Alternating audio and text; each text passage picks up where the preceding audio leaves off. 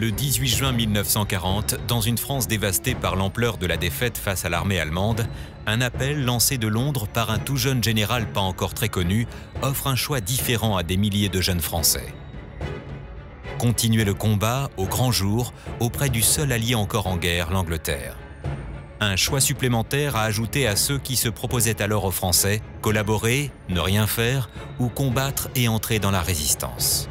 Cet appel, la seule voix qui se rebelle dans la nuit, va jeter sur les routes des milliers de jeunes gens exaltés à l'idée de ne pas baisser les bras. Par tous les moyens et principalement par la mer, ils vont tenter de rejoindre Londres et l'auteur de cet appel, le général de Gaulle. À ce titre, l'appel du 18 juin 1940 est l'acte fondateur de la future France libre. Continuer la lutte par les armes, sous le drapeau français, contre l'occupant allemand et tenter d'effacer une défaite humiliante plutôt que de rester en France, c'est une alternative intéressante mais dangereuse. Pour un fonctionnaire français, c'est trahir sa patrie et donc risquer la peine de mort. Comment le général de Gaulle en est-il arrivé à faire le choix d'entrer en rébellion contre toutes les autorités encore détentrices du pouvoir en France le 18 juin 1940 ?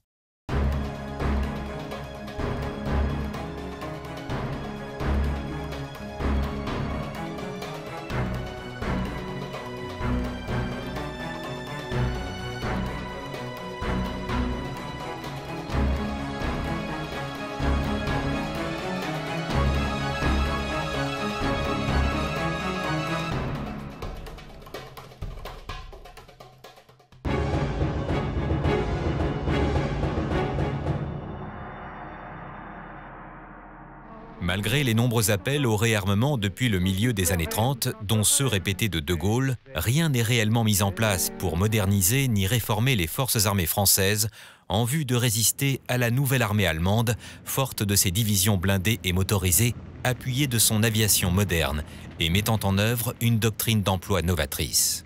De Gaulle a essayé au cours des années 30 de faire changer la tactique militaire mise en place par l'état-major français. Il a consacré beaucoup de temps à écrire de nombreux ouvrages. On peut citer à ce titre en 1932 Le fil de l'épée ou encore en 1934 Vers l'armée de métier et pour terminer en 1938 La France et son armée. C'était déjà un iconoclaste parce qu'il s'opposait à l'état-major sur les grands choix stratégiques dans les années 30. C'est lui qui avait raison. Il essaye d'alerter par ses ouvrages l'état-major français. Et pour lui, une armée française moderne est une armée qui doit développer davantage d'unités de chars. Le char devant être, on va dire, l'arme d'attaque et l'arme qui va permettre de constituer une armée qui va évoluer rapidement sur les champs de bataille et qui va permettre de frapper fort. Des efforts ont été faits quand même pour essayer d'équiper militairement la France, mais il y a eu une grande faiblesse stratégique, si vous voulez. Les blindés, jusqu'à 1939, étaient considérés, comme ils l'avaient été pendant la guerre de 14-18, comme de l'artillerie à la disposition de l'infanterie. De Gaulle pensait qu'il fallait marier le moteur et le canon, comme il le disait, et qu'il fallait au contraire rassembler ces unités pour s'en servir comme d'un coup de poing, comme d'une unité de percement, une unité d'avant-garde, qui était capable d'aller gêner les arrières de l'ennemi, etc. Il n'a pas été entendu. Derrière de Gaulle, dans l'entourage de certains intellectuels, on se rend compte non seulement que l'ennemi héréditaire est toujours là, mais qu'on refait la même bêtise, l'erreur de stratégie. On ne se prépare pas à la guerre moderne. Le 29 septembre 1938, Chamberlain, Daladier, Mussolini et Hitler signent un traité évitant de justesse de déclencher une guerre que l'on pensait inévitable. C'est-à-dire le choix de l'Angleterre de Chamberlain et de la France de Daladier de signer avec Hitler les accords de Munich, qui étaient censés assurer la paix, alors que c'était évidemment l'annonce de la guerre. Sur l'autel de la sauvegarde de la paix, les démocraties occidentales montrent toute l'étendue de leur faiblesse. La Tchécoslovaquie est amputée de plusieurs régions et d'une grande partie de sa population et de son industrie, au profit de l'Allemagne et d'autres pays. Le monde entier respire, la guerre n'aura pas lieu. Mais à quel prix et pour combien de temps? L'épisode des accords de Munich, où là, la classe politique s'était complètement illusionnée avec les accords de Munich signés et négociés par Daladier. L'illusion sera de courte durée. Moins d'un an plus tard, au mépris de tous les traités signés, l'Allemagne commence l'invasion de la Pologne le 1er septembre 1939. Le 3 septembre 1939, la France puis l'Angleterre déclarent la guerre à l'Allemagne. C'est le début de la Seconde Guerre mondiale. Rapidement débordée par la Blitzkrieg et malgré une résistance honorable, l'armée polonaise ne peut tenir seule. La Pologne est écrasée en 5 semaines et capitule le 6 octobre 1939. Ni la France ni la Grande-Bretagne ne sont venus au secours de la Pologne, malgré les traités signés. Pire encore, dans les derniers jours des combats, la Russie s'est jointe à la curée pour participer au partage de la Pologne conformément au pacte de non-agression signé le 23 août 1939. Pendant presque 8 mois, de part et d'autre des frontières à l'ouest, les armées alliées et allemandes vont s'observer, sans quasiment bouger. C'est la drôle de guerre. Ça a participé du délitement mental. Voilà, et finalement, la défaite est apparue comme un point d'aboutissement de cette décomposition d'une guerre qui ne se faisait pas. Les forces alliées cantonnées en France se sentent protégées derrière la ligne Maginot. Un sentiment de sécurité trompeur s'installe et mine peu à peu la combativité des troupes.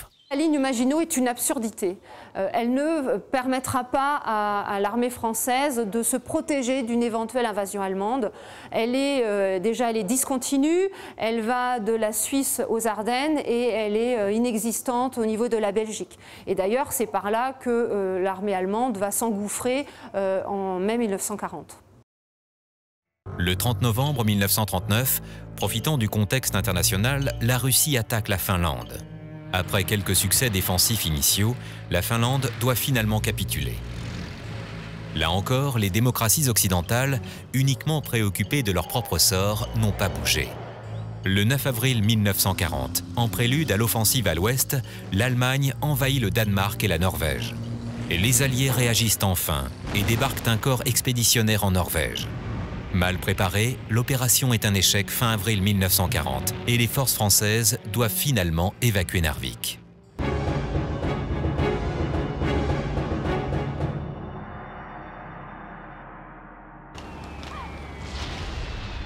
Le 10 mai 1940 au matin, l'armée allemande lance sa grande offensive en France, en Hollande et en Belgique. La grande bataille commence.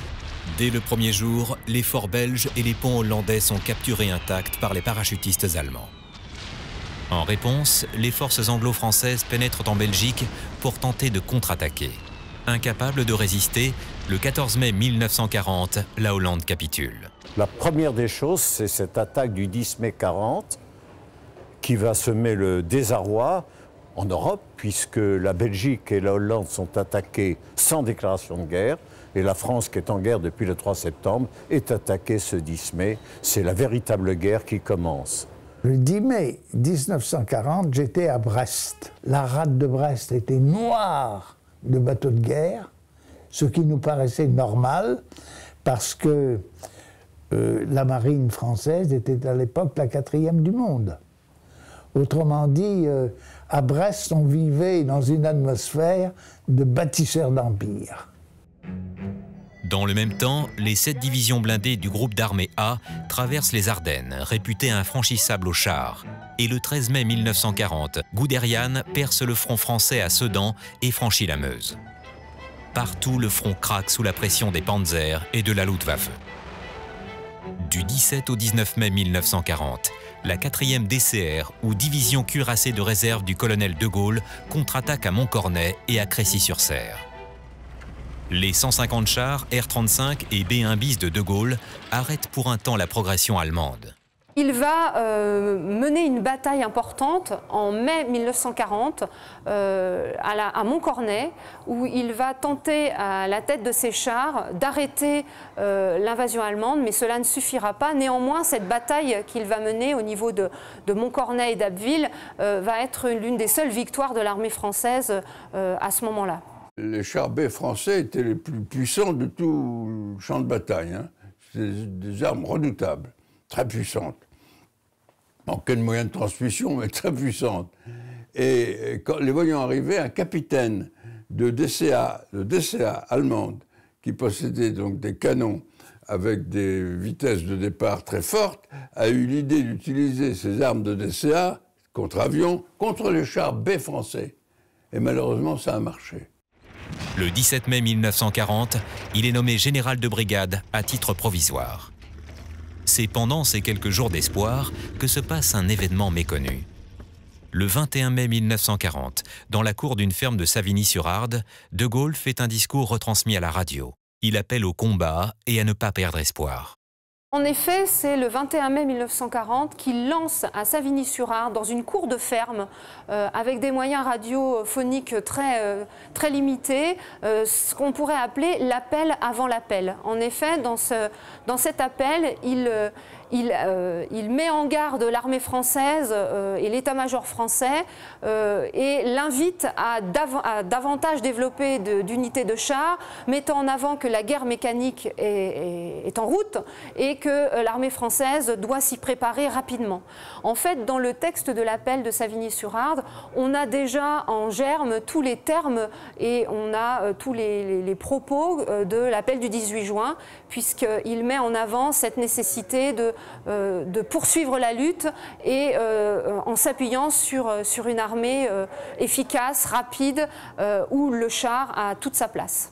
Le 21 mai, on a cherché dans la débâcle quelqu'un qui pourrait essayer de donner un peu confiance.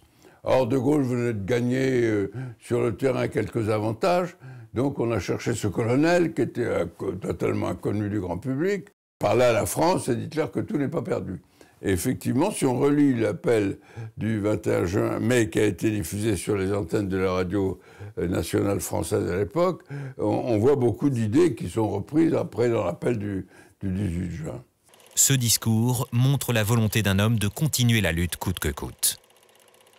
Mais partout ailleurs, les armées françaises et alliées reculent.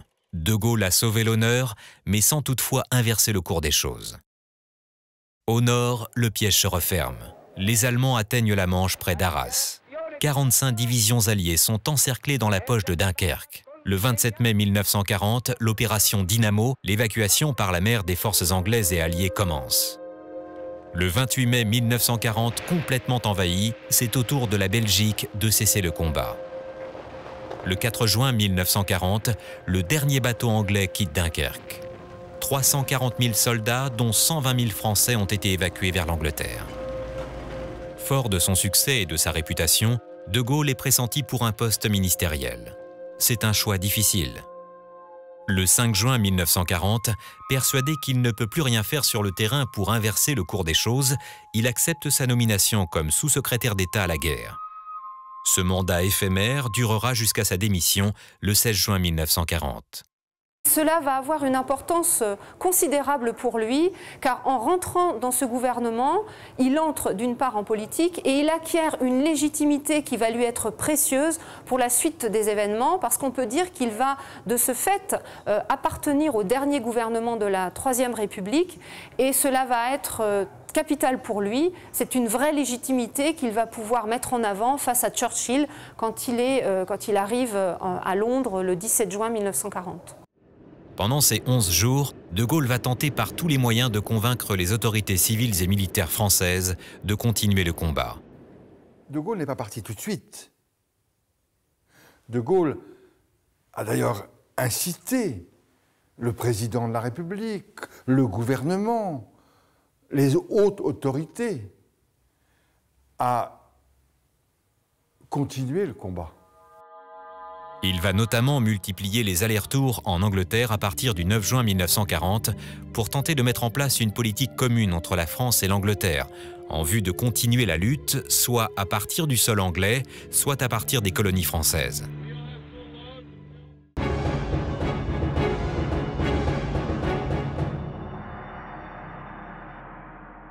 La fin de l'encerclement à Dunkerque permet à l'armée allemande de se regrouper et de recentrer son offensive vers Paris et le centre du pays. Le 5 juin 1940, la bataille de France commence. Malgré quelques poches de résistance et quelques hauts faits d'armes, rien ne peut plus empêcher la défaite totale des armées françaises. Il faut se dire que ce qui est arrivé à la France au mois de mai et juin 40 est quelque chose d'inimaginable. Et subitement, en un mois de temps, tout s'est effondré. Le 10 juin 1940, tentant de profiter de l'aubaine, l'Italie de Mussolini déclare la guerre à la France et à l'Angleterre. Le même jour, les Allemands traversent la Seine et atteignent les faubourgs de la capitale. La progression de l'armée allemande est très rapide, elle est très brutale, c'est la tactique qui s'impose et les Alliés, l'ensemble, vont subir des défaites militaires et la progression va être très rapide puisque l'attaque est le 10 mai et le 14 juin, les troupes allemandes défilent sur les Champs-Élysées. Devant l'avancée allemande, le gouvernement évacue Paris et se réfugie à Tours. La peur jette alors plus de 2 millions d'habitants de la région parisienne sur les routes, tentant de fuir l'arrivée des envahisseurs. 6 millions de Français vont parcourir les routes vers la Loire, vers la Bretagne, fuyant devant l'armée allemande. Le 13 juin 1940, Paris est déclarée ville ouverte. Et le 14 juin 1940, les Allemands entrent dans la capitale et défilent sur les Champs-Élysées. Le drapeau français sous l'Arc de Triomphe est amené et remplacé par le drapeau à croix gammée. Les stations de radio commencent à émettre pour l'Allemagne. Et en arrivant à Paris, de voir le drapeau nazi flotter sur la Chambre des députés, en haut de la Tour Eiffel, de les voir là, se promener comme si de rien n'était, ça a été un terrible choc, si vous voulez. Un terrible choc. Et c'est là que ma résolution est née, si vous voulez, c'est de ce choc. Tout le nord de la France est occupé. Les troupes allemandes commencent à progresser vers la Loire. C'est un pays qui a été complètement abattu, disloqué par la défaite, mais on oublie ce traumatisme terrible qu'a constitué cette cohorte de millions et de millions de personnes se déversant des villes du Nord vers le Sud. Pressé d'intervenir en France, Winston Churchill, le Premier ministre anglais, refuse d'envoyer les avions de la RAF, la Royal Air Force, combattre sur le sol français. Il prévoit l'effondrement de la France et la future bataille aérienne au-dessus de l'Angleterre. À ce titre, il préfère préserver sa force aérienne pour contrer la Luftwaffe. Le 15 juin 1940, Paul Reynaud, président du Conseil, propose de demander l'armistice. Le cours des choses ne peut plus être inversé en métropole. Et à ce moment-là, eh bien, on voit cette démission collective progressivement des élites. Et De Gaulle, après un premier passage à Londres à la demande de Paul Reynaud, je crois, part à Londres. La France est dans une situation épouvantable. Et les drames se sont multipliés depuis pratiquement 15 jours. Le 28 mai, la capitulation de la Belgique. Le 6 juin, c'est Dunkerque. Les Allemands sont aux portes de Paris.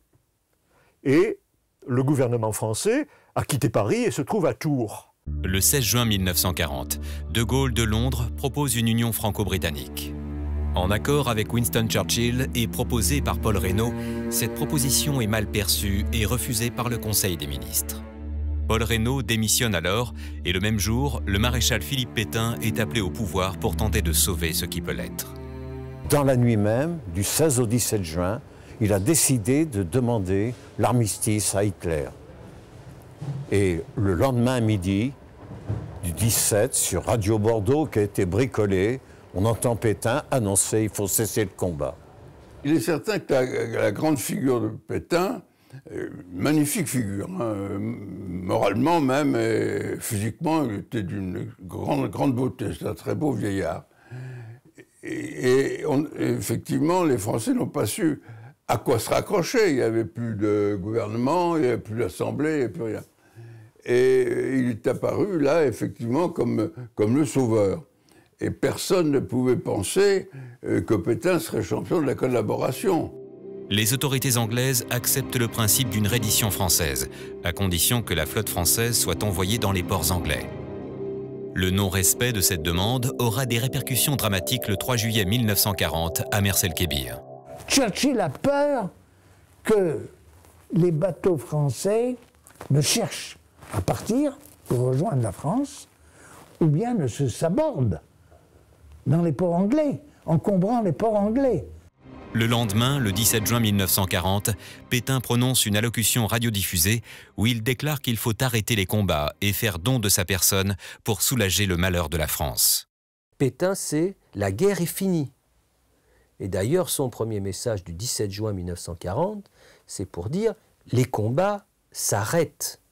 Et puis alors, surtout, le maréchal avait trouvé cette formule magique « je fais don de ma personne à la France ». Alors, comment les Français ont-ils réagi? Il faut cesser le combat. J'ai l'impression secrète que c'était avec soulagement. Pourtant, la moitié du territoire est encore libre. La flotte française est puissante et intacte, et l'Empire français, fort de ses colonies, est inviolé, prêt éventuellement à combattre. Alors pourquoi tant de hâte à rendre les armes?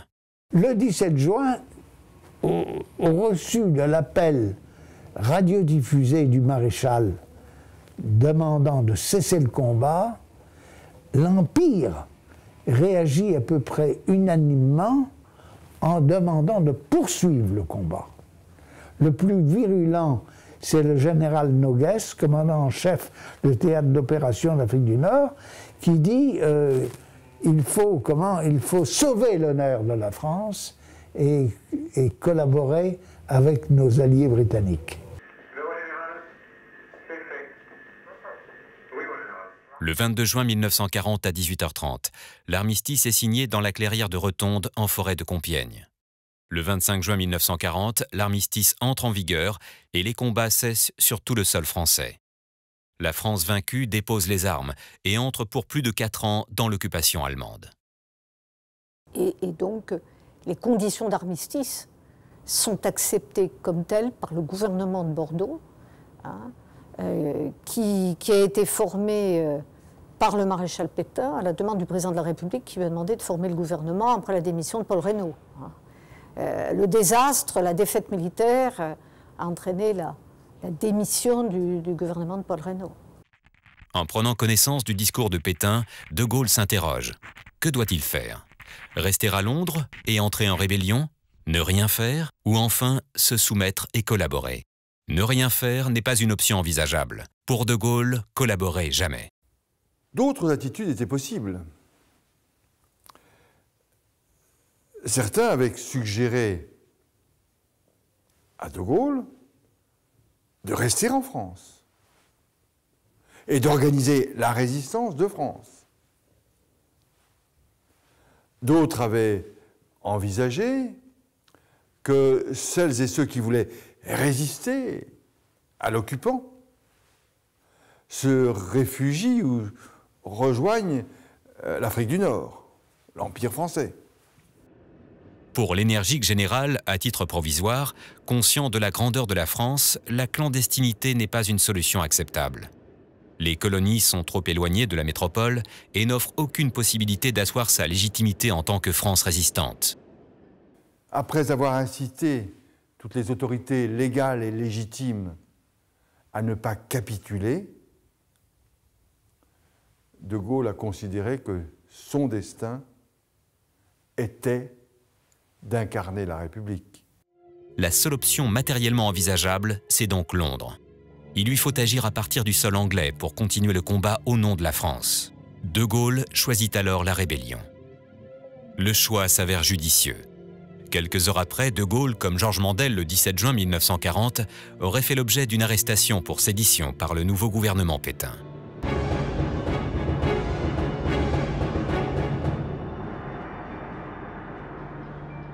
Il lui faut le plus rapidement possible tenter de rallier à sa cause le plus grand nombre de personnes désireuses de continuer la lutte. À la fois pour asseoir sa future légitimité, mais aussi pour profiter le plus possible de l'état de déliquescence des autorités en métropole. Mais comment se faire entendre? Il a tout de suite demandé l'autorisation d'utiliser la BBC, c'est-à-dire la radio britannique. Churchill, consulté, autorise alors De Gaulle à faire un appel radiodiffusé depuis Londres. Il est évident qu'il est certainement le premier qui s'est aperçu de l'importance de la radio. Et, comment pouvait-il faire autrement pour s'adresser aux Français de surcroît? Et puis il n'était plus rien à ce moment-là, le 18, il faut bien rappeler ça. Le 18 juin 1940, De Gaulle lance son appel historique, en rupture définitive avec les autorités restées en France. À compter de cet instant, le retour en arrière n'est plus possible. En direct du studio B2 de la BBC à Londres, De Gaulle, d'une voix forte et claire, lit son appel au micro. Le texte de l'appel du 18 juin 1940 que tout le monde connaît n'est que la reprise incomplète du discours imprimé et placardé quelques semaines plus tard, le 3 août 1940 sur des affiches. C'est d'ailleurs le texte de ces affiches qui est considéré par tout le monde comme la retranscription du discours original, ce qui est totalement faux.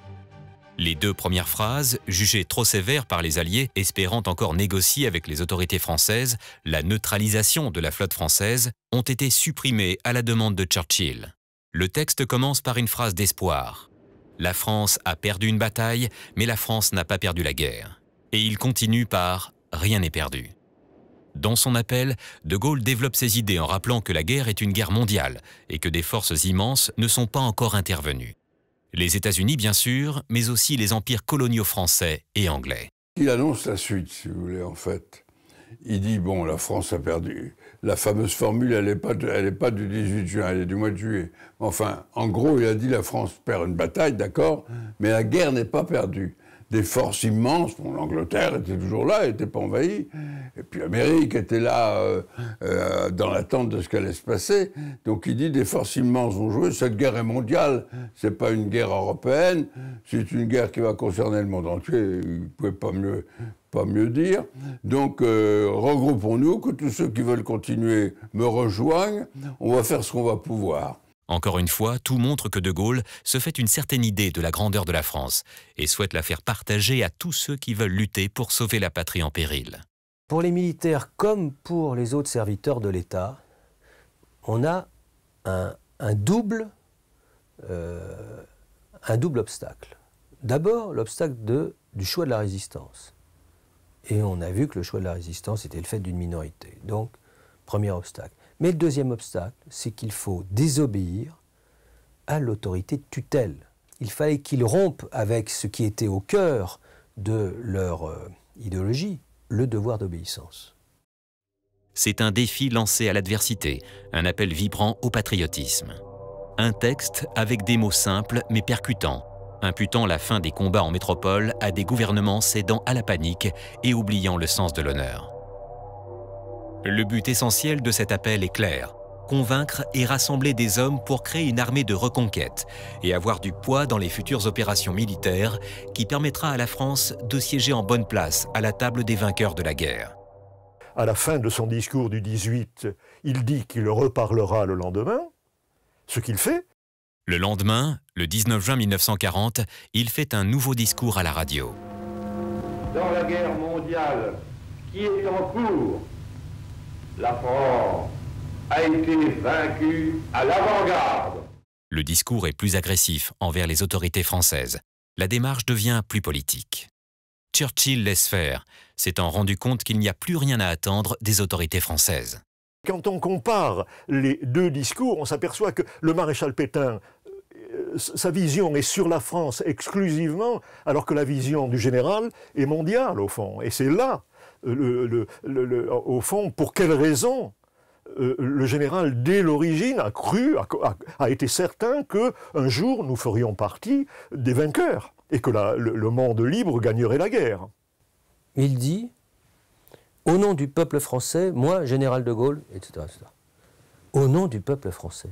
Enfin, De Gaulle parlant au nom du peuple français le 19 juin. C'est-à-dire qu'il se projette dans une sorte d'essentialité de la France qu'il représente, mais qui évidemment pas la somme des avis des Français de l'époque. Enfin, le 23 juin 1940 est constitué un comité national français qui sera l'organe politique de la France résistante. L'appel du 18 juin 1940, bien que peu diffusé, est entendu. Relayé par la presse, il sera d'ailleurs beaucoup plus lu qu'entendu. Le discours a été publié in extenso dans les journaux britanniques. Et en France, grâce aux dépêches d'agence, certains journaux, dans le sud de la France en particulier, ont annoncé l'appel, on dit quelques phrases sur le contenu, mais le discours n'a pas été non seulement entendu, et surtout n'a pas été connu. Il faut savoir qu'à ce moment-là, plus de 8 millions de Français étaient sur les routes de l'Exode, qu'il y avait aussi un certain nombre de Français, de soldats français qui, après Dunkerque, ont essayé de rejoindre Londres. Beaucoup de Français n'ont pas entendu cet appel. Alors on sait qu'il a été diffusé par la BBC et rediffusé le 19 dans le nord de la France, dans l'ouest. Certains journaux l'ont reproduit intégralement. C'est le cas du Petit Marseillais, du Progrès de Lyon, de La Montagne. Au demeurant, si vous voulez, le général de Gaulle n'est pas connu des sous-secrétaires d'État à la guerre, et donc, et compte tenu du profond traumatisme, du désastre, de l'exode, de la désorganisation totale, il est difficile de mesurer immédiatement sa portée. Mais le résultat ne se fait pas attendre. D'Afrique, d'Indochine, de Polynésie, des 4 coins de l'Hexagone, de partout, des hommes décident de tout quitter et de le rejoindre à Londres. 18 juin, le soir, nous entendons l'appel du général de Gaulle. Et c'est une révélation.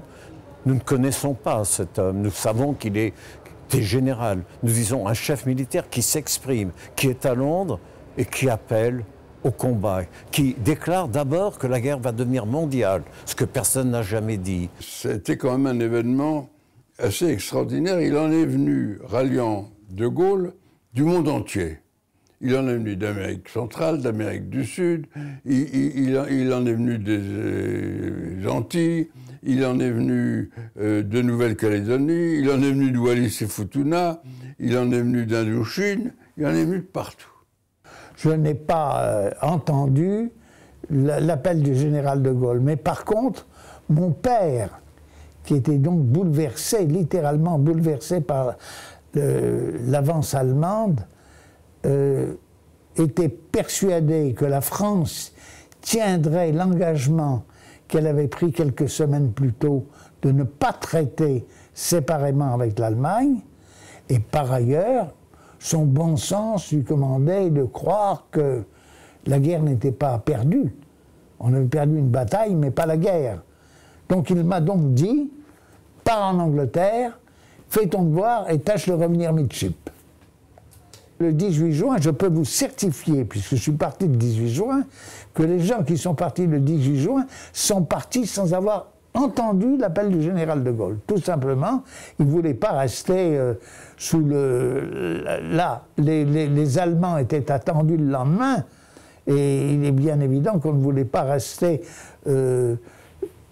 voir les Allemands arriver, être occupés sous le joug de l'ennemi. Refus de se soumettre, appel de l'aventure, volonté de combattre pour la France, nécessité de fuir pour des raisons politiques ou religieuses, négation de la défaite. Donc s'engager dans la résistance, rallier de Gaulle, veut dire pour ces personnes qui font ce choix, c'est un engagement souvent personnel, qui est effectué, où on prend des risques pour soi, mais on prend des risques aussi pour les siens. Il y a des gens qui ont rejoint Londres sans avoir entendu l'appel, mais en ayant entendu le discours du maréchal Pétain du 17 juin, invitant les Français à cesser le combat, ce qui paraissait inacceptable. Et puis c'est en arrivant en Angleterre qu'ils font leur choix. Jeunes, anciens, communistes, juifs, socialistes, de toutes origines et de toutes confessions, de toutes les classes sociales sans distinction, des milliers d'hommes. Le 18 juin 1940, à l'issue de l'appel qui a été lancé à la BBC, deux choix se proposent aux Français. Soit, après le discours de Pétain, entrer donc, dans la voie de la collaboration. Donc là, c'est un choix que certains Français vont faire. L'autre choix, l'autre vision de la France, c'est celle de Gaulle, qu'il propose le 18 juin 1940. On peut dire que l'appel du 18 juin est un véritable espoir, est une autre façon de voir la France. De Gaulle propose en effet une France qui poursuit la lutte. Il veut à tout prix maintenir la France dans la guerre. Et on peut dire qu'à l'issue de cet appel, certains vont s'engager dans cette France libre. Pour des gens différents, de croyances politiques différentes, de croyances religieuses différentes, de situations sociales différentes, il y a eu, face à l'écrasement de la France, face à la déclaration de Pétain, face à la présence de cet ennemi, face à cette politique de collaboration qui s'est trouvée engagée très très vite, ça a été un refus catégorique de ce choix imposé par Vichy. Donc les exigences de la conscience, qui étaient ce qu'on avait conscience de vivre au sein d'une communauté qu'était la France, exigeaient que nous fassions quelque chose. Quand le général de Gaulle a lancé son appel, la réaction de l'Empire, c'est de dire il faut continuer le combat. Le cas de l'île de Sein est à ce titre exemplaire. La quasi-totalité de la population masculine, 133 hommes poussés par leur famille et refusant d'être sous domination allemande, va embarquer sur des bateaux pour gagner l'Angleterre et rejoindre les futures forces françaises libres, les FFL. Le 18 juin 1940, j'étais à l'île de Sein, j'habitais chez mes parents. J'ai entendu l'appel du général de Gaulle. La plupart des gens se rassemblaient là, devant l'hôtel de Madame Menoux. Je n'avais jamais entendu parler du général de Gaulle avant juin 40.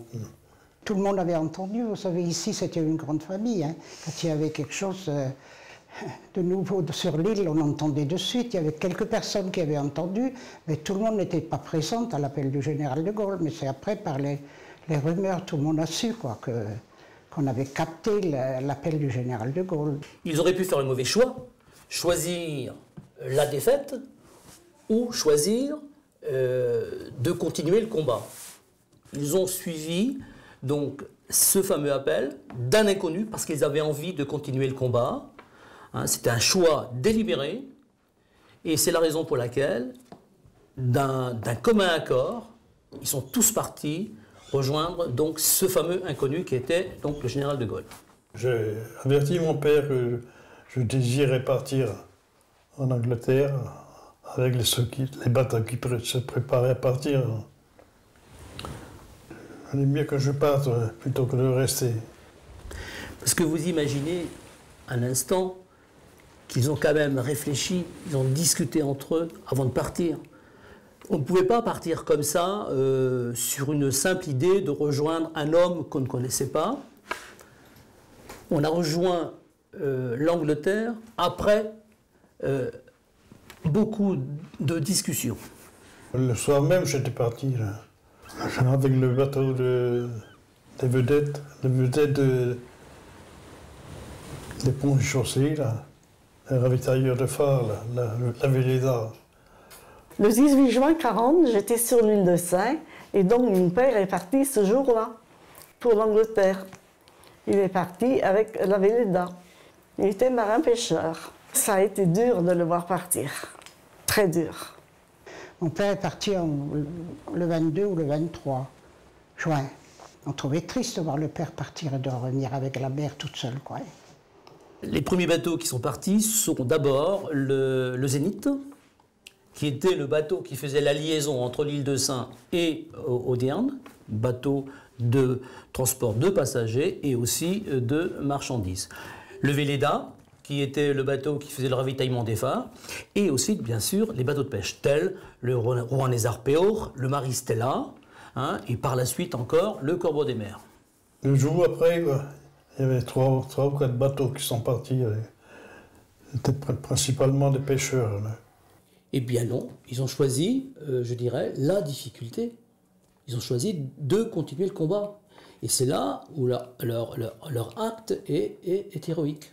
La plupart des Sénans ont été placés sur le navire Courbet qui servait à l'époque de dépôt. Ensuite, bien sûr, ils se sont retrouvés à Londres lors du passage du général de Gaulle. Et quand l'homme illustre est passé devant les hommes, a posé la question à beaucoup d'entre eux en leur demandant d'où ils venaient. Et c'est là donc qu'il s'est rendu compte qu'il y avait beaucoup de Sénans qui étaient là présents.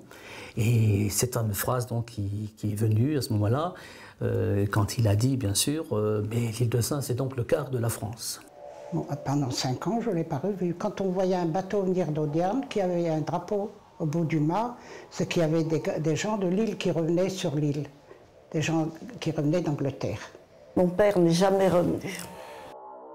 Le 14 juillet 1940 à Whitehall, lors d'une revue des troupes FFL et compte tenu des effectifs réduits à cette date, soit environ 500 hommes, De Gaulle dira « Mais l'île de Sein, c'est donc le quart de la France ». Je n'avais que 17 ans, et ceux qui n'avaient pas 18 ans nous avaient envoyés dans un camp scout dans le pays de Galles. Au bout de quelques jours, on a eu marre déjà. On a demandé à partir. On voulait être embarqués tout de suite. On leur avait dit qu'on n'est pas venu en Angleterre pour faire du scoutisme, on est venu pour faire la guerre. Je suis retourné à Londres avec l'équipe. C'est tous les Iliens qui étaient, les Sénans qui étaient là, et puis quelques autres encore qui voulaient rentrer dans la marine. Quoi. À la Libération, De Gaulle rendra un hommage vibrant à ses combattants de la première heure. Le général de Gaulle s'est rappelé de l'effort qu'avaient fait donc les Sénans de rejoindre l'Angleterre. Et c'est en septembre 1946 qu'il vient à l'île de Sein.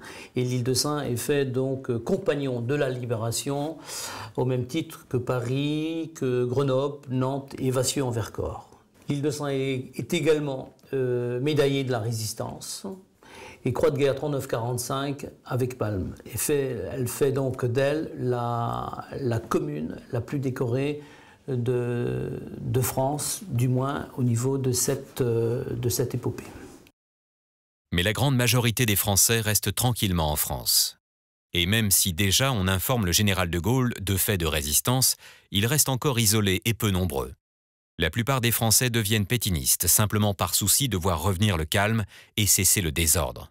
D'aucuns font un choix qui est un choix politique, c'est-à-dire le choix du gouvernement de Vichy et le choix de collaborer avec l'occupant contre le bolchevisme. Parfois, et sans doute aussi ça a joué, y a-t-il eu des objectifs mercantiles. Il y a des gens qui n'ont rien fait, qui se sont trouvés engagés progressivement au fur et à mesure de la politique de Vichy et des événements. C'est vrai que la majorité des Français, pendant des mois et des mois, ont été pétinistes. L'ambivalence de Pétain, c'est qu'il est l'homme de la défaite, l'homme qui accepte de signer l'armistice, qui va même demander l'armistice, et en même temps, c'est le symbole d'une France maintenue. Et ça, c'est une illusion. Le 10 juillet 1940, la République est abolie et l'État français la remplace avec à sa tête le maréchal Pétain.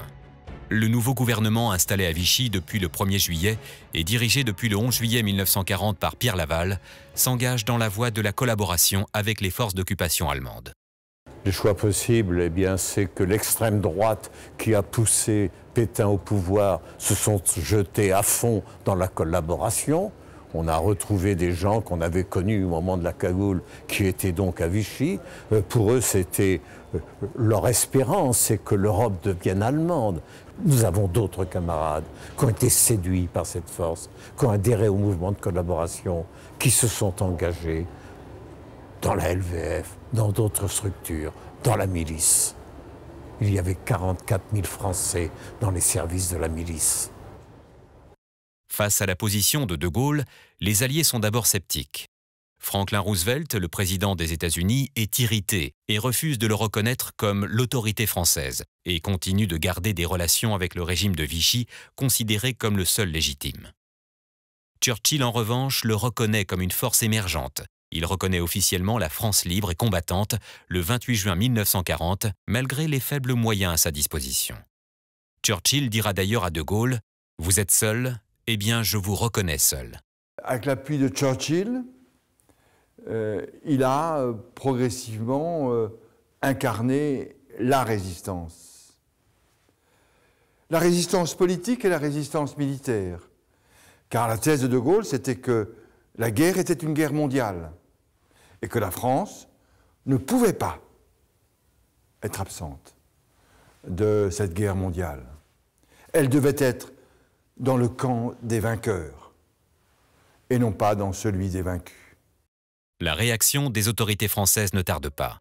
De Gaulle est d'abord sommé de rentrer en France pour se soumettre à un conseil de guerre. Suite à son refus, il est condamné le 3 juillet 1940 à 4 ans de prison et rayé des cadres de l'armée. Mais ce jugement, considéré trop clément, est cassé. Le 3 août 1940, un nouveau jugement par contumace est rendu contre De Gaulle. Il est condamné à mort pour trahison et désertion par les autorités de Vichy, à la dégradation militaire et à la confiscation de tous ses biens.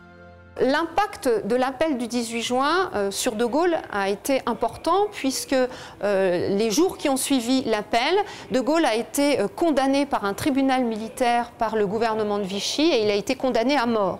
Il a fait l'objet donc d'une propagande où il est ridiculisé, où son action est minimisée. On le voit en baudruche et où on essaye ainsi de minimiser son action et de réduire son importance. De Gaulle est devenu un proscrit et un condamné à mort. Il lui faut désormais convaincre les alliés de sa valeur. Tout le combat ensuite pour lui, ça va être d'affirmer sa légitimité face à Pétain. D'emblée, c'est la question. Il va nier la légitimité de Pétain. Et il va l'affirmer, lui, la sienne, comme étant celle de la nation éternelle et celle du peuple. Et tout son combat pendant les années qui vont suivre, les 4 années qui vont suivre, ça va être d'imposer, de s'imposer comme le représentant de la nation française. Et pour cela, il ne lui reste plus qu'une seule solution, vaincre. Et pour vaincre, il lui faut constituer une armée, les futurs FFL. L'appel du général de Gaulle et la démarche du général de Gaulle, c'est d'inviter les hommes et les femmes, parce qu'il y a des femmes aussi qui ont rejoint, à rejoindre pour créer une force, les forces françaises libres, et donc que toutes les bonnes volontés rallient. Le général de Gaulle, au fond, est un homme désarmé. Il est à Londres, entouré de quelques poignées de fidèles, et c'est là où, lentement, très lentement, il va réussir à conquérir l'opinion.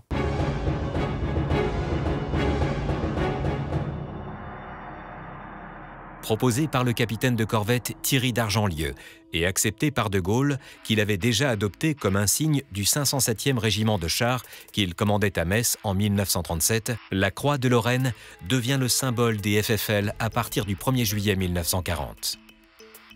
Cet insigne va devenir l'emblème de la France combattante. La tâche est écrasante.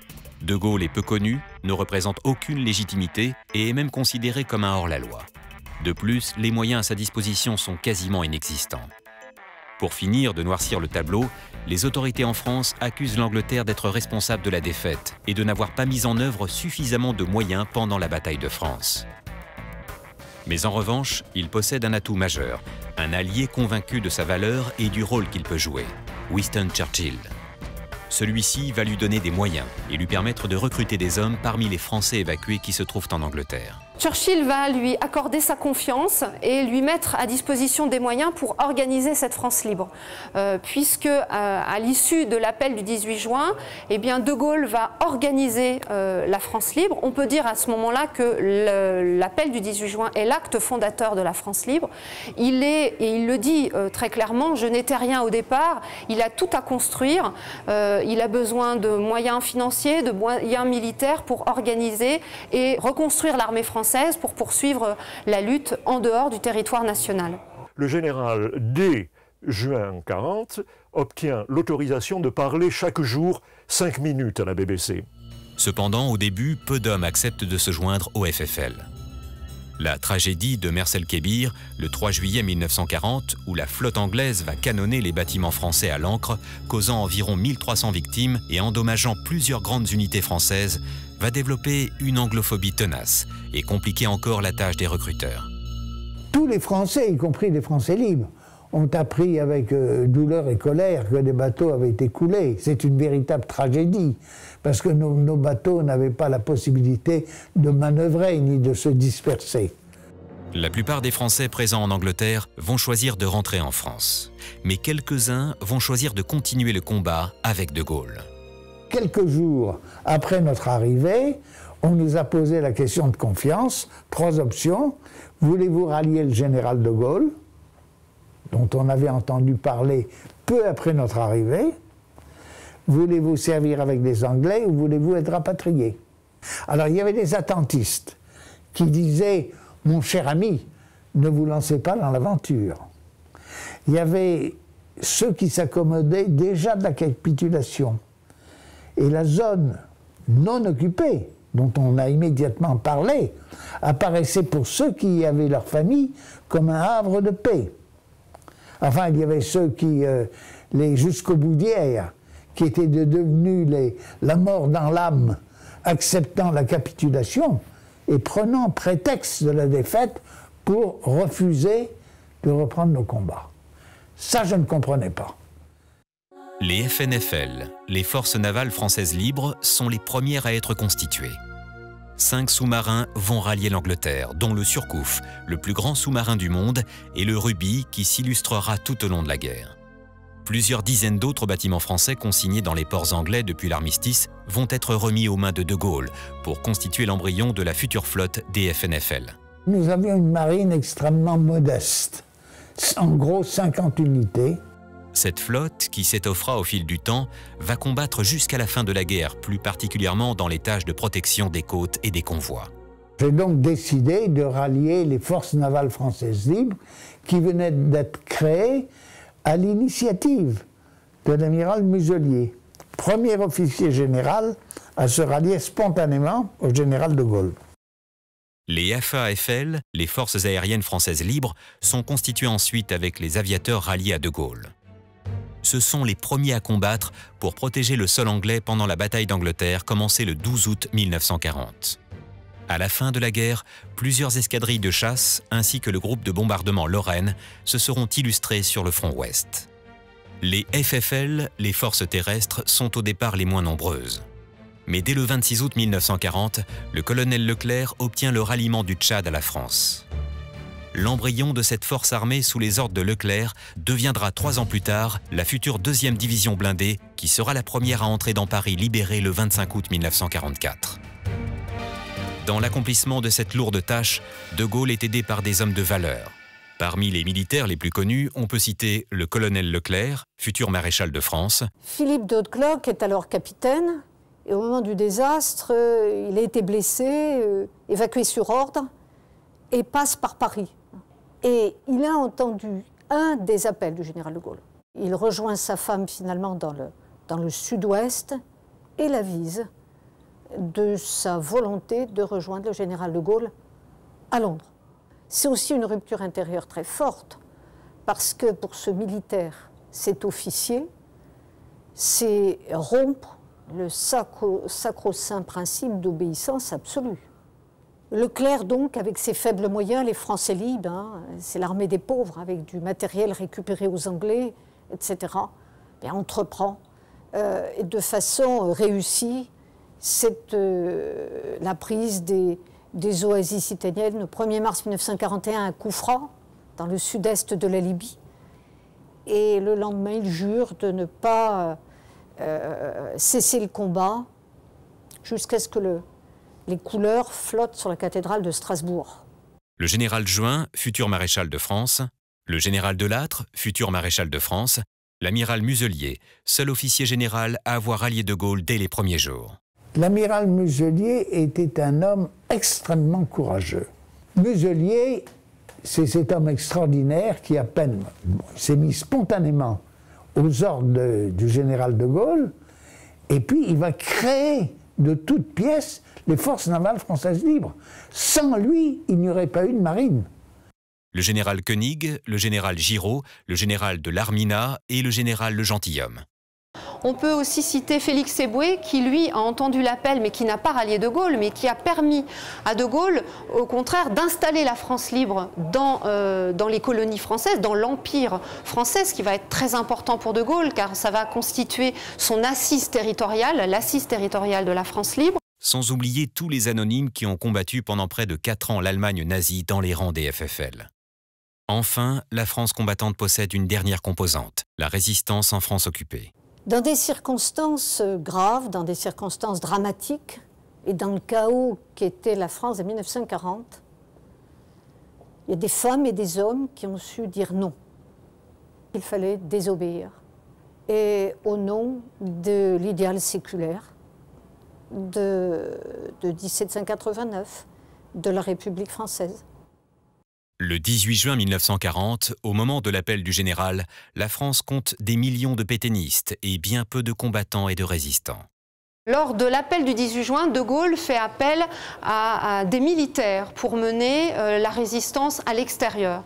Mais petit à petit, en France, va se développer, va s'organiser une résistance qu'on va appeler la résistance de l'intérieur, qui est constituée de Françaises et de Français qui, au quotidien, vont mener des actions pour informer, pour saboter, sauver, pour refuser aussi la présence allemande et les autorités de Vichy. Faire le choix de la résistance, alors là, ça implique quelque chose, quoi. Parce que le choix de la résistance, ça veut dire être suffisamment convaincu pour risquer sa vie, d'abord. Et ensuite, risquer la vie de ses proches. Donc, faut bien mesurer l'importance du choix de la résistance. Mais au fil des mois et du mécontentement, le mouvement prend de l'ampleur. Les actes de résistance et de désobéissance se multiplient. Tous les résistants de l'intérieur qui choisissent la résistance ne l'ont pas fait forcément en réponse à l'appel du général de Gaulle. La résistance va croître, mais elle restera minoritaire, largement minoritaire dans le pays. Mais on aura toute une palette de comportements qui seront des comportements de refus, de rejet, de critique. Ces ralliements, si vous voulez, se font en plusieurs temps. Il y a les ralliements immédiats, et puis il y a des ralliements à d'autres moments. Plus tard, lors des différents théâtres des combats de la France libre, puisque il y a le ralliement de l'Empire. Des réseaux se créent d'abord pour faire passer hors de France opposants politiques, espions, soldats évadés ou encore juifs et personnes recherchées par la Gestapo. Viennent ensuite la création des réseaux et maquis combattants. Les mouvements, les groupes, plus exactement, sont nés autour parfois d'un journal, d'une action et dans le souhait d'informer et de faire quelque chose. C'est le bricolage héroïque du début. Et petit à petit, elle va s'organiser avec des mouvements qui vont se créer avec des réseaux de renseignement et d'action à côté. Et petit à petit, chacun gardant son autonomie, il va y avoir une résistance qui va couvrir progressivement toute la France et nos régions. Ce sont ces milliers de jeunes qui, refusant de partir au STO, ont rejoint des maquis. D'autres se sont investis avec la même optique, résister dans la résistance intérieure. Ce sont les réseaux, alors qu'ils se sont progressivement étoffés, progressivement organisés. Et puis il y avait même des résistants qui étaient en Afrique du Nord ou ailleurs. Le premier travail pour les autorités de la France libre est d'identifier ces réseaux et maquis, de s'en faire reconnaître et d'obtenir leur subordination au général à Londres. Il est important pour le général de Gaulle de s'enquérir de ce qui se passe en France, de la résistance, et que la résistance se rallie à sa cause. Et puis progressivement, ça a été, je pense, l'habileté de Gaulle, ça a été d'incarner aux yeux de tous, finalement, parce qu'il fallait un symbole, cette résistance à l'oppression et à Vichy. C'est une tâche de longue haleine, difficile et dangereuse en territoire occupé. Organiser des mouvements sous la pression de l'ennemi, un pays occupé, etc., c'est quelque chose qui ne venait pas tout de suite à l'esprit. Les liaisons étaient très longues à mettre au point.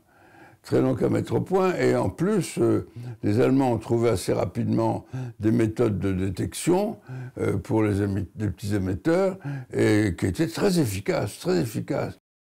Le 22 juin 1941, après l'invasion de la Russie, les communistes vont massivement intégrer la résistance. Les FTP communistes, francs-tireurs partisans, habitués à la clandestinité, vont être longs à accepter l'autorité de De Gaulle. Et évidemment, l'attaque contre l'Union soviétique va confirmer et amplifier le tournant quelques mois plus tard, en juin 1941, et là même le Parti communiste va s'engager dans la lutte armée. La résistance, qui au début, malgré tout, est assez timide, va commencer d'abord avec l'invasion de l'Union soviétique, c'est-à-dire en juin 1941, et puis en masse, à partir d'un décret de Laval, à la fin de l'année 42, il prend une décision, il se soumet complètement aux Allemands en envoyant les jeunes Français travailler en Allemagne. Il y a bien sûr cette résistance qui va s'organiser petit à petit, qui va grossir en nombre.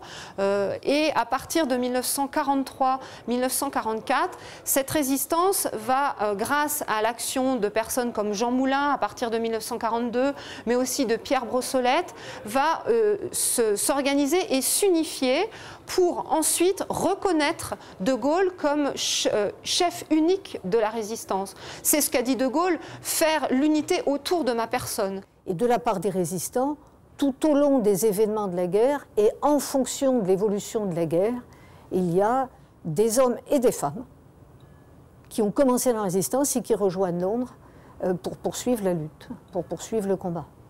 Ces mouvements de résistance vont, à travers l'action de Jean Moulin qui va fonder le CNR, le Conseil national de la résistance, ainsi permettre à De Gaulle d'apparaître en 1944 comme le seul et unique chef de la résistance extérieure et la résistance intérieure.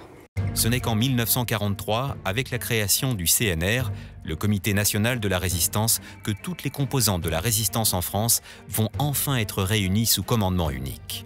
C'est aussi important puisque le Conseil de la résistance qui est mis sur pied par Jean Moulin, c'est un organisme unique dans un pays occupé par le Troisième Reich. Mieux organisée et encadrée, agissant dans un cadre global, la résistance va jouer un rôle essentiel dans la libération de la France, notamment dans la préparation du débarquement du 6 juin 1944. Parmi tous ces hommes, maquis et réseaux, quelques noms sont entrés dans l'histoire. Mais aucun ne deviendra aussi célèbre qu'un jeune préfet de la région lyonnaise, Jean Moulin. Jean Moulin est préfet d'Eure-et-Loir depuis le début de l'année 1939 et il est donc en poste à Chartres. Il a cherché à se faire mobiliser sous les drapeaux, mais il est rappelé à l'ordre par le ministre de l'Intérieur duquel il dépend, qui lui indique qu'il sera plus utile, compte tenu de son âge, à la préfecture, au siège de la préfecture d'Eure-et-Loir, à Chartres, que sous les drapeaux. Pour Jean Moulin, il ne l'entend pas. Alors, au demeurant, Jean Moulin est un préfet qui est resté à son poste conformément aux ordres. Ce qui est plus particulier, c'est que c'est un premier geste fort. Il sait ce qu'est le nazisme, donc il a un refus absolu, ce qui, en cela, est pionnier de la résistance. Du 18 juin 1940 au 8 mai 1945, comme les résistants en France occupée, les forces armées de la France libre vont combattre âprement sur tous les fronts.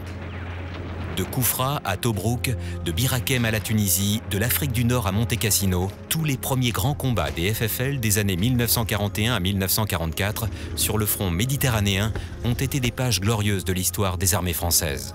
Automatiquement, les forces françaises libres sont partout au cœur de ces combats. Et c'est la démonstration aux autres alliés de l'efficacité des forces françaises libres. Du débarquement en Normandie le 6 juin 1944 au débarquement en Provence le 15 août 1944, de la libération de Paris le 25 août 1944 à celle de Strasbourg le 23 novembre de la même année, les FFL ont toujours été présentes à la pointe du combat. Le serment de Koufra a été tenu. Fin 1944, le territoire français est intégralement libéré. C'est la libération de Paris, c'est la campagne des Vosges, c'est Strasbourg, c'est Berchtesgaden. Nous terminons la guerre à Berchtesgaden. Les derniers mois de guerre verront les partisans et maquisards intégrer la nouvelle armée de la France, reconnue officiellement comme légitime et souveraine. De Strasbourg à Berchtesgaden, les forces françaises parviennent début mai 1945 au Berghof, le nid d'aigle d'Hitler. Le 8 mai 1945, la Seconde Guerre mondiale est terminée.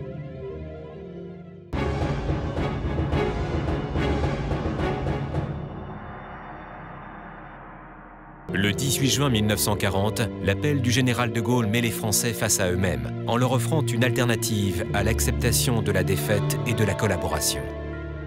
Cette voie, pour beaucoup de Français, c'est la voie de la République française, c'est la voie de la France, c'est la continuité. Et le rapport que de Gaulle va semer à ce moment-là, ce rapport avec les Français, sa légitimité particulière, elle vient de là, de cet appel. C'est lui qui, le 18 juin 40, a, entre guillemets, sauvé l'honneur de la France. Quel est le poids du libre arbitre dans un contexte particulier et quel est le poids du contexte? Qu'est-ce qui prime? Est-ce qu'on arrive à surmonter le poids des contraintes extérieures, en quelque sorte, pour un choix intérieur? Est-ce qu'on peut être résistant alors même que tout devrait nous pousser à collaborer ou à être derrière le Führer? Dans une situation impossible, invivable, où tout n'était que chaos, effondrement, un acte de caractère, un acte d'espérance tel que celui de l'appel du 18 juin est la démonstration que dans les circonstances les pires, avec de la conscience, du caractère et de l'idéal, on arrive à redresser ces situations. En fait, c'est un appel à la conscience individuelle, à la nécessité de réfléchir soi-même dans sa propre vie pour que, au bout du compte, en situation exceptionnelle, le choix qu'on fera sera celui de la liberté. Mettez-vous dans la situation où, s'il arrive quelque chose, la question ne se pose pas. Engagez-vous avec les choix que vous voulez, mais agissez pour que quand viendra, j'espère qu'il ne viendra pas, mais le moment où s'imposeront des choix beaucoup plus lourds, beaucoup plus durs, par exemple de résister à un régime autoritaire, la seule solution pour vous, c'est effectivement d'être acteur et donc de résister. Il faut être acteur de sa vie. Il ne faut pas être passif. Ça, c'est la leçon essentielle de la résistance. L'appel du 18 juin 1940 est à ce titre à la fois l'acte de naissance du gaullisme et de la résistance. Ces deux composantes majeures deviendront primordiales dans la reconstruction de la France de l'après-guerre. Chers enfants de France, vous avez faim, parce que les ennemis mangent notre pain et notre viande. Vous avez froid, parce que les ennemis volent notre bois et notre charbon. Vous souffrez, parce que l'ennemi vous dit et vous fait dire